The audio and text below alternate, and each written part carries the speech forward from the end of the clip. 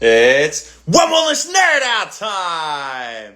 How you guys doing today? Happy When Wellness Nerd Out time, you guys. What's up, JMO? How you doing, buddy?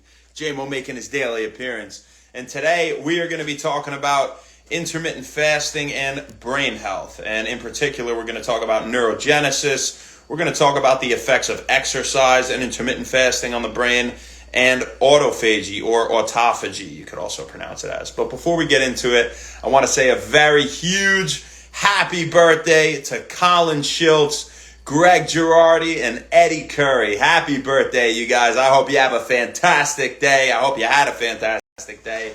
Hope you're having a great night. We'll talk about them at the end. As for now, let's get into our discussion of the day. What's up, Danny Kip? I see you out there. How you doing? What up, Nick? How you doing? Thank you guys for tuning in. We'll get to you at the end here. So when we talk about neurogenesis, so what is neurogenesis? First off, well, neuro, right, the brain cells, right, and genesis, the generation of new ones. So it's no surprise that neurogenesis is the generation or the production of new brain cells or neurons, right? And if we have more brain cells and neurons, well, we're probably going to have improved cognitive functioning, right? More brain power. So neurogenesis promotes, again, improved overall cognitive functioning, improved mood, memory, learning, enhanced focus, all things like that. So when we talk about intermittent fasting and neurogenesis, well, a couple studies we could reference here are a few that were done on mice. And the first one we'll talk about, they had two groups of mice that one group had fasted for prolonged periods during the day before they would eat, and the other group ate ad libitum throughout the day, so whatever they want, right? Now, before we even get into this, if you're a new viewer to When Wellness or you're not completely familiar with intermittent fasting, what is it? Well, it's not eating for prolonged periods of time, whether it be not eating for 16 hours in a day and then eating for only 8, right? Or not eating for 20 and eating for 4, things like that. You could do alternate day fasting where you eat for one day, you don't eat the next day. You could even do it in a form where you don't eat for most of the day for 5 days of the week and you only eat in a short window, and then 2 days of the week you eat normal. So just as a necessary premise for those of you that weren't exactly sure what intermittent fasting is. All right. So with the group of mice that had fasted, well, what they were measuring before eating, what they were measuring in this 3-month period was the amount of neurogenesis, or the production of new brain cells, and the amount of brain cell damage that was suffered because these mice had previously undergone stroke. Very interesting, right? And so the group that had fasted before eating for 3 months had significantly higher levels of neurogenesis and way more brain cells than the group that ate regularly throughout the day and reduced brain cell damage suffered from stroke. All right? So maybe some implications there as well for recovery patients with stroke, that have had a stroke, intermittent fasting. Now, the second study we'll reference here, there were two groups of mice, and they were 7 weeks old, and one group did alternate day fasting every other day. Therefore, they would eat, right? So they wouldn't eat one day, eat the next day, wouldn't eat one day, eat the next day. And the other group, they fed a high-fat diet. Now, the first study we referenced, they were eating the same exact thing, right? Now, in this one group was doing alternate day fasting, and the other had a high-fat diet. So big difference. And they were eating regularly, right? The high-fat diet. So, of course, you would think, all right, over 11 months, we're going to get, decreased exercise performance, higher levels of triglycerides and fat, right? LDL and VLDL and total cholesterol in the blood, and increased risk for atherosclerosis, things like that, clogging of arteries, right? In the group that, of course, had the high-fat diet. But interestingly, there were significantly more neurons produced in the group that did alternate day fasting over that 11-month period. And they had improved cognitive functioning, therefore, better memory, learning, attention, focus, just about everything related to cognitive functioning, as opposed to the other group. Not to mention the group that had done alternate day fasting had reduced levels of oxidative stress. All right. So when we talk about exercise and intermittent all stress is created equal, right? Some stress is healthy stress, right? And two forms of healthy stress are indeed intermittent fasting and exercise. So when our body undergoes these healthy forms of stress frequently, well, it has to react to that, right? And so what it does is it better prepares itself, it strengthens itself, and prepares for future stressful situations. And how does it do this, right? Well, in the brain, in terms of neurology, as a result of frequent intermittent fasting and exercise, it will promote neurogenesis, will the brain, so increasing the number of neurons again, and it will actually create new synaptic pathways and connections, not to mention strengthening connections between neurons as well. So it makes more neurons, and it strengthens connections between neurons and specific pathways related to dealing with stress, and it will even make new pathways. So I think that's super neat. And that happens as a result of exercise and intermittent fasting. Now, also with exercise and intermittent fasting, frequently, your brain will produce more ketones. And we get more ketones in general with intermittent fasting, right? And with exercise. Well, why? Because ketones are a byproduct of fat breakdown, right? And they're a stored form of energy that our body can use for later. Because maybe it's not sure, when it's going to have stuff again, and we've been depriving it of sugar, right? Correctly, of course. So, it has to have something to burn later, right? It doesn't have to purely rely on glucose or sugar that we're going to be eating all the time, all right? Now, also, intermittent fasting and exercise increases the number of mitochondria in brain cells. And mitochondria are our energy powerhouse of the cell, right? The mitochondria is the energy powerhouse of the cell. And so this increases the efficiency and capability of neuronal energy, cell energy metabolism, right? Which also is, of course, a beneficial thing. So lastly, we'll talk about autophagy, or autophagy, we could say. And what is autophagy? Well, when you think of autophagy, really think of just, first off, auto, you just think of automatic, right? Phagy is actually eating, all right? So like a phagocyte, immune cell that will eat up stuff, right? Like a Pac-Man. So when you say autophagy, well, it's no surprise that it's the degradation or the breakdown, or you could say the eating away of old dysfunctional neurons and damaged ones, and replacing them with new, more functional neurons, and even helping to repair old neurons, right?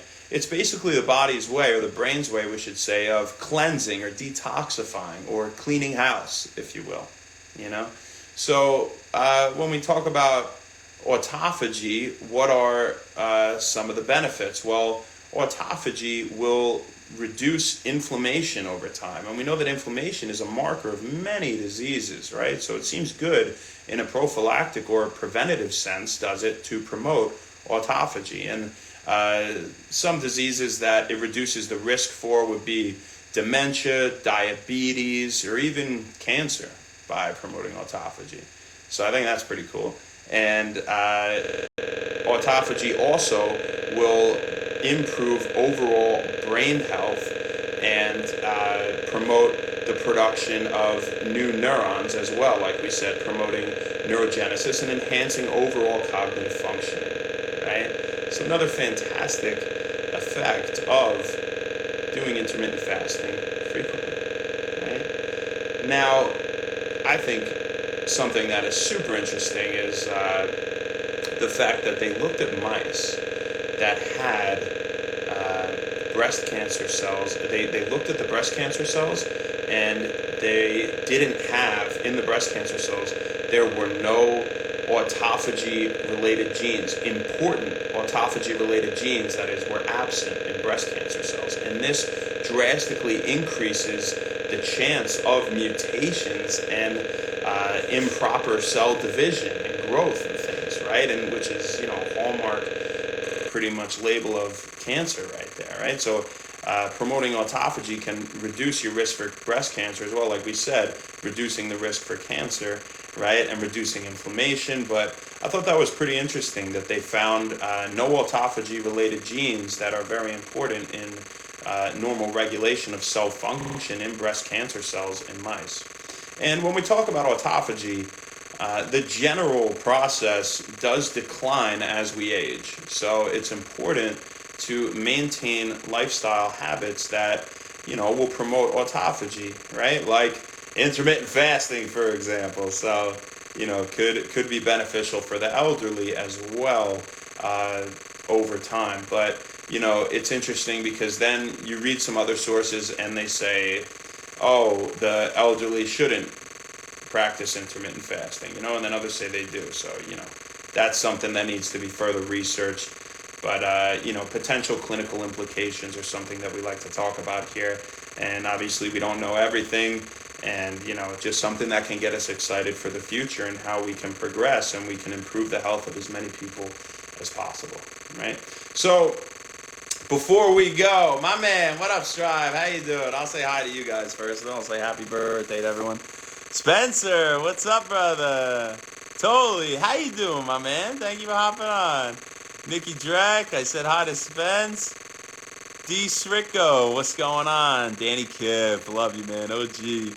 Totally not to Sean. What's up, brother? I hope you're doing great. I hope everything's great. Yeah. And Strive, I'll give you a flex, man. So keep doing great things, all right? I love what you do. But we're going to say happy birthday to a few people before we go. One of them is Gregory Girardi. It's Greg Girardi's birthday today, Dad. Oh, yeah. Happy birthday, Greg. I love you, man. I've known you forever. Man. Our families have been so tight for so long. We've had so many great times from when we were little kids. You would come over, me, you, and Matt would always be hanging out, and we would make like a tent fort in the living room. Naturally, kids love forts. And we would make a super cool one with 3 compartments. Me, you, and Matt all had our own separate spots, and we'd be playing Pokemon on the Game Boy, and we would be playing with our Pokemon cards and stuff. I have such vivid memories of that. And then we would take an intermission from those very important things, and we would go and play Nintendo 64. We'd play some Super Smash Brothers, and Greg Girardi was very good with Yoshi and Luigi. Not to mention he's pretty good with the other characters too, but don't cross him if he's playing one of those 2 guys. He'll probably work you. Alright, but another thing I think of, Greg, is I think of going to not only your house for Christmas and stuff and opening gifts and hanging out as kids, but also when we would go to Port Jeff and we would, for the 4th of July, we would watch those fireworks. We would go to the country club, I believe it was, and eat some great food and hang out and play in the tennis courts before we would go. And man, so many great times. And I want you to know, man, this one's for you, and I really hope you had a fantastic day today. I miss you, brother, and I hope you're doing great, right? So happy birthday. Who else do we got? Eddie Curry. Happy birthday, Eddie. My man. You definitely get a flex, because Eddie Curry's jacked. He's a beast. And, dude, when I think of you, I think of, of course, the first thing that comes to mind is all the soccer we played. Playing against you when we played for Massapequa, and playing with you when we played at St. Anthony's. And Eddie was a great player. Eddie was a great player, probably still a great player. He decided to keep playing. You might have to lose a little muscle mass to keep moving around now.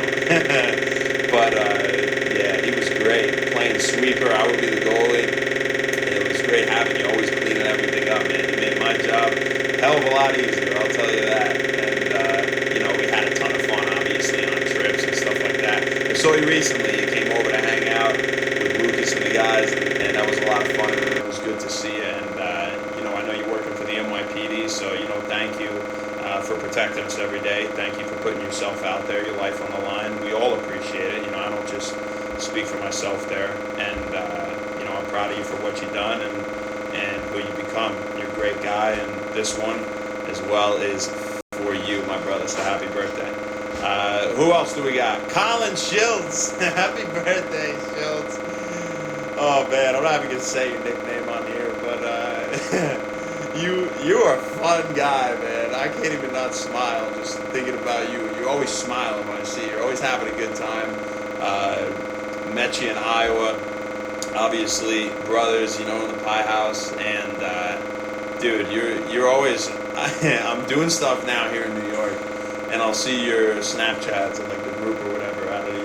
And you're always having a good time, man. I don't know how you get it done. You party, but you get everything done on time. You do a great job, and God bless you, man. You're living life to the absolute fullest. I'm proud of you for that one. And I've always had a great time myself when I've been hanging out with you. So, victory, my brother. I want you to know as well.